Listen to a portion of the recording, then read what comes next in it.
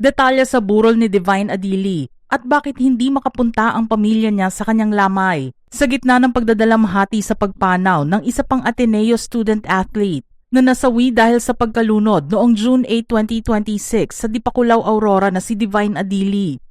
Isang mas matinding kalungkutan ang bumabalot sa kanyang burol. Ito ay ang katotohanang walang kahit isang miyembro ng kanyang pamilya ang makakahalik o makakapagbantay sa kanyang pagkakahimlay. Matapos na makuha ang kanyang katawan sa karagatan ng Aurora, kaagad na inilipat ang bangkay ni Divine mula sa Aurora Memorial Hospital patungo sa Arlington Memorial Chapels and Crematory sa Quezon City.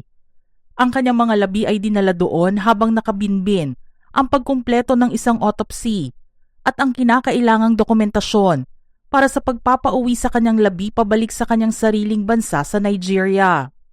Dinala sa Ateneo campus noong Sabado ng umaga, June 13, 2026, ang mga labi ni Divine Adili para sa isang public viewing at candlelight service bilang pagpaparangal sa kanya. Ang sasakyang naglula ng mga labi ni Adili ay umalis sa Arlington Memorial Chapel sa Quezon City bandang alas 5 ng umaga. Sa isang pahayag sa social media, sinabi ng universidad na binuksan nila ang burol ni Divine sa publiko mula alas 10 ng umaga hanggang alas 10 ng gabi, habang isang misa naman ang ginanap tuwing alas 6 ng gabi sa Immaculate Conception Chapel.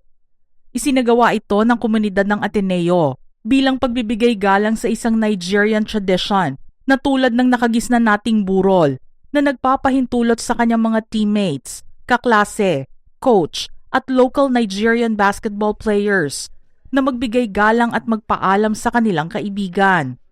Nagbigay pugay din ang Ateneo kay Divine at inilabas ang kanilang pahayag na nagsasabing Divine Adili's journey brought him far from home, but along the way he found teammates, classmates, coaches, and friends who came to know and love him.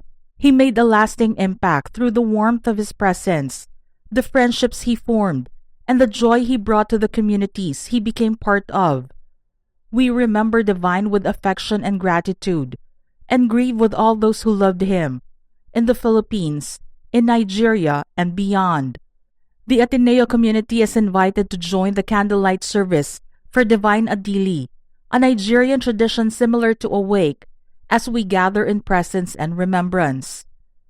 Inihayag din ng Ateneo de Manila University noong isang araw na ang burol ng yumaong si Divine Adili ay ililipat sa Arlington Memorial Chapel sa Araneta Avenue, Quezon City simula sa Miyerkules, June 17, 2026 bilang bahagi ng paghahanda para sa pagpapauwi ng kanyang mga labi alinsunod sa kagustuhan ng kanyang pamilya.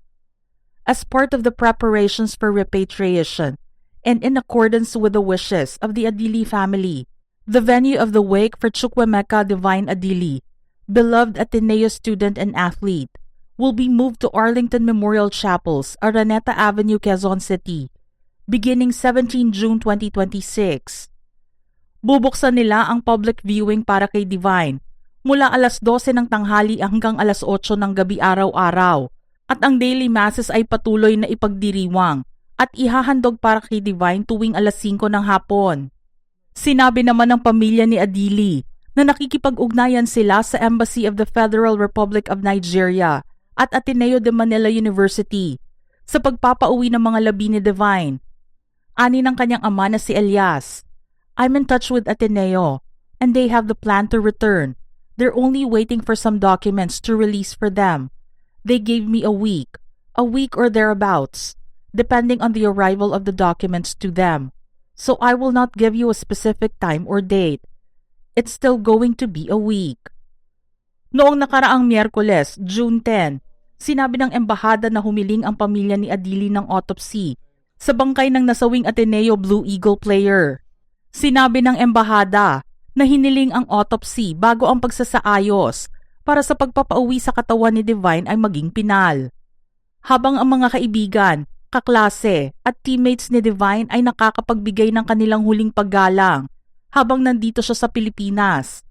Sa kasamaang palad ay hindi magagawa ng kanyang pamilya ang makasama siya sa mga panahong ito. Ang mga magulang ni Divine ay kasalukuyang hindi makakadalo ng personal sa kanyang burol dito sa Pilipinas. Dahil sa geographical separation at isang deliberate decision na manatili sa Nigeria. Sa halip kasi na mag-coordinate ng short notice na international travel sa Pilipinas sa panahon ng patuloy na krisis, ang pangunahing focus ng pamilya Adili ay lumipat sa logistic ng pagpapauwi sa kanilang panganay na anak. Aktibo silang nakikipag-ugnayan mula sa Nigeria sa Embahada ng Federal Republic of Nigeria sa Manila at Ateneo de Manila University para kumpletuhin ang kinakailangang dokumentasyon para sa pagpapauwi ng kanyang mga labi. Ngunit may mas malalim pang dahilan sa hindi nila pagpunta sa Pilipinas para makita ang kanilang mahal sa buhay. Dahil sa financial constraints, wala sa mga miyembro ng pamilya ni Divine Adili ang nagawang dumalo sa kanyang burol at magbigay ng kanilang huling paggalang ng personal. Hindi kasi nakaya ng kanyang pamilya ang gastos sa paglalakbay sa ibang bansa. Kaya nagdesisyon na lamang sila na hintayin ang pagbabalik niya sa pamamagitan ng repatriation process sa tulong ng Pilipinas pauwing Nigeria. Bagamat sinabi ng mga opisyal ng Ateneo de Manila University na kanilang inalok na ililipad ang pamilya Adili sa Pilipinas at sasagutin ang lahat ng gastusin sa libing, ang pamilya ay nananatili sa Nigeria habang itinutulak nila ang kalinawan at hustisya hinggil sa mga pangyayari sa pagkasawi ng kanilang anak bago ang paglipad ng kanyang bangkay pabalik ng kanilang bansa. Unang nalaman ng pamilya ang kalunos-lunos na pagkawala ni Divine sa pamamagitan ng social media at internet bago formal na nakipag-ugnayan sa Embahada ng Nigeria at mga opisyal ng universidad. Masakit para sa kanyang mga mahal sa buhay ang mawala ng maaga ang breadwinner ng kanilang pamilya dahil pangarap ni Divine na maiahon sa hirap ang mga magulang at 3 pang kapatid bilang panganay. Umaasa naman ang nakababatang kapatid niya na si Jessie na maaalala si Divine ng publiko, hindi lamang bilang isang student athlete at isang basketball player, kundi dahil sa kanyang karakter. The thing is, my brother, people will know him for the good person that he is because I'm on the internet. I'm not seeing anybody speaking ill of my brother. He's not violent. He's very peaceful. And he's a peacemaker. He doesn't like disputes. My brother is so young. He has not achieved anything yet. The little he is doing to help us is what we are sustaining on. He has not gone anywhere. He's just a young guy. So he still has his life ahead of him. But sadly, his life was cut short. Mga ka-showbiz peeps, ano naman ang inyong reaksyon sa ating istorya ngayon? Share your thoughts in the comment section below.